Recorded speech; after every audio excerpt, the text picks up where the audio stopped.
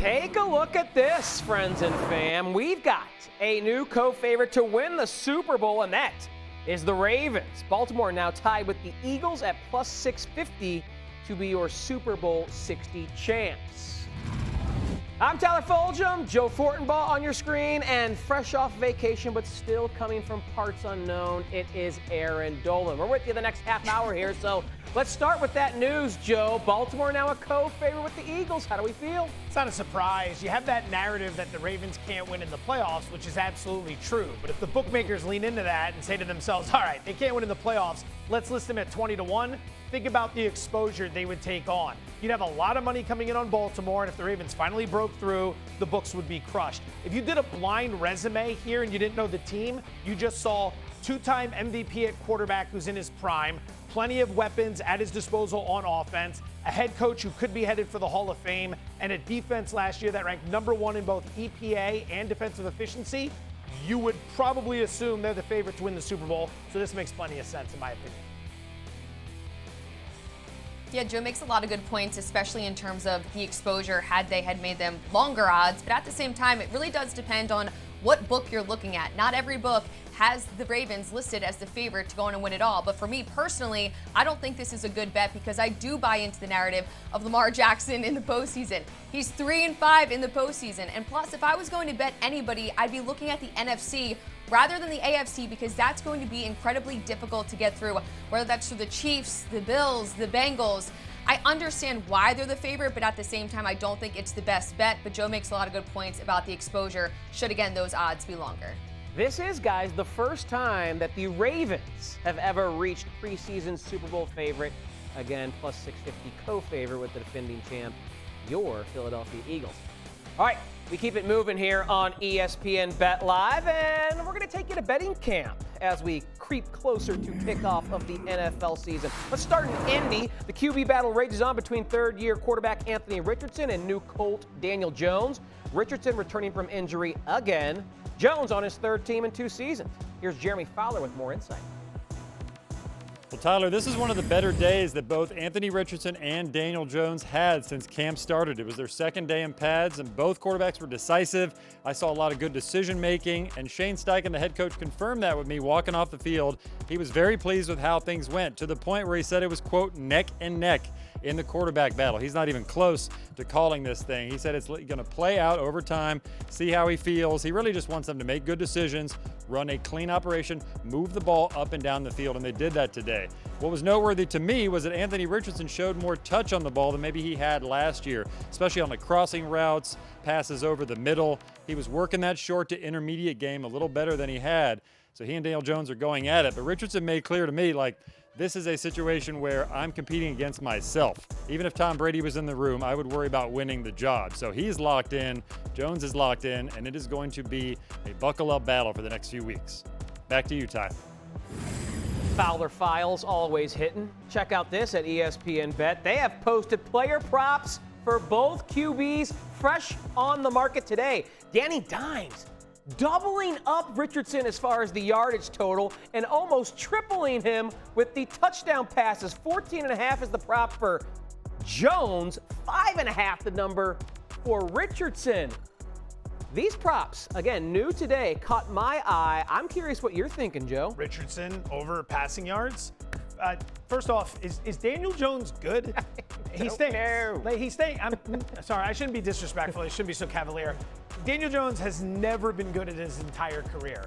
And the reason people now suddenly think he's good is because Richardson has been so poor through his career. That doesn't make Jones good. Think of it like this. If Anthony Richardson can get 6 starts this year, we need 183 passing yards per game to go over this. Just 6 starts and 183 yards per game. The most important note here, this front office and coaching staff, they're on the hot seat in a bad way. Richardson's entering year 3. He was a top 4 pick.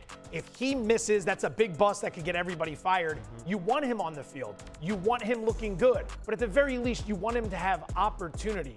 We need limited opportunity. 6 starts, 183 yards. We get there, I'm playing it. Yeah, I'm I would bet right now that Richardson starts more games than Jones. Obviously, ESPN Bet thinks differently. They think Jones is going to start by far more games here. I just think that's wrong. I think they got it backwards. I think it should either be closer, like split 50-50 as far as their calculation, or Richardson should have the slight advantage because of what you said. Not only is he more important to proving that the coaching staff and GM deserve to stay around, but he's also the more talented player. Both have struggled to produce in their NFL careers, but it's clear that Richardson has more God-given talent. So I like you, would be hammering unders on Jones and going over on Richardson. No unders on Jones. Very careful. And also, you are a Richardson stan, so make sure the world knows that. Fair enough. But I think we're aligned. That, like, the opportunity's going to be there. All right, let's bring Erin into this conversation. I'm curious, Erin, if you're looking at betting their win total, does either quarterback for you have a bigger impact on which way you want to go?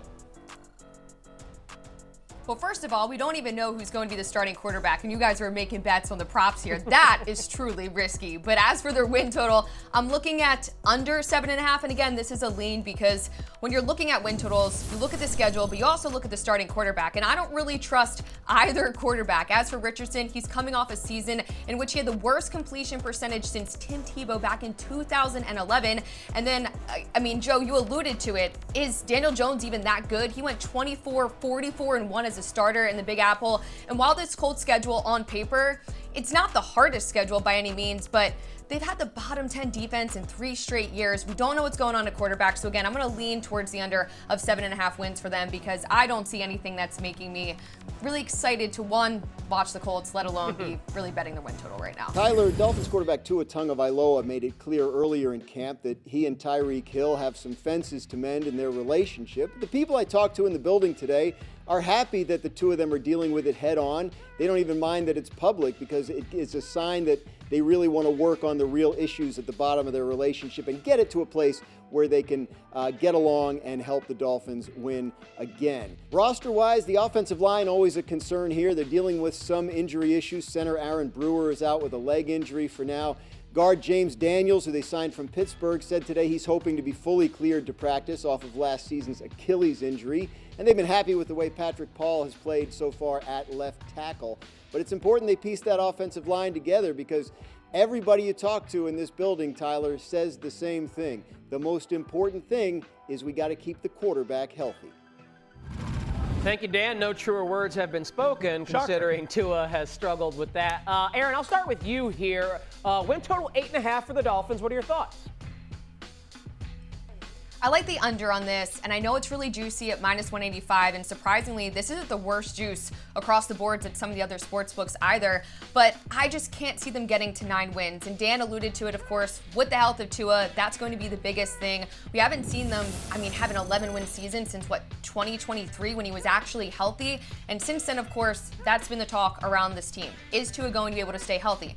Now, on top of that, their defense isn't anything really to be excited about, but when you look at this schedule, the beginning of it looks really easy on paper, but I get nervous about the back end of this schedule because we know the Dolphins, they're 7-10 in the regular season since 2022 in the months of December and January. Well, what happens around that time? Things get, a little bit chilly, and the Dolphins do not like to play in the cold. So based on the roster that they have right now and no real huge additions for me, I'm going to just have to go with the under here. But again, I know it's juicy at -185, so it's probably not playable for a lot of people, but I don't want to bet the over here.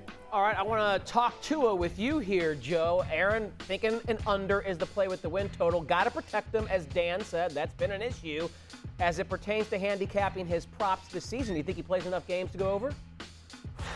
He's gone over 13 games one time in 5 years, right? The key to this entire operation, Dolan's win total, any futures, any player props, anything, is the offensive line. The offensive line was terrible last year. It's why the running game fell off dramatically. And if the running game doesn't work in this system, you can't set up the play action pass. And if you can't set up the play action pass, you really can't do anything. McDaniel's from Kyle Shanahan's system, so the play action means everything. And again, if the O-line is bad, which you heard from Graz, there's injuries, there's a little bit of excitement about one player, but it doesn't look that great. Tua's touchdown total is 23.5.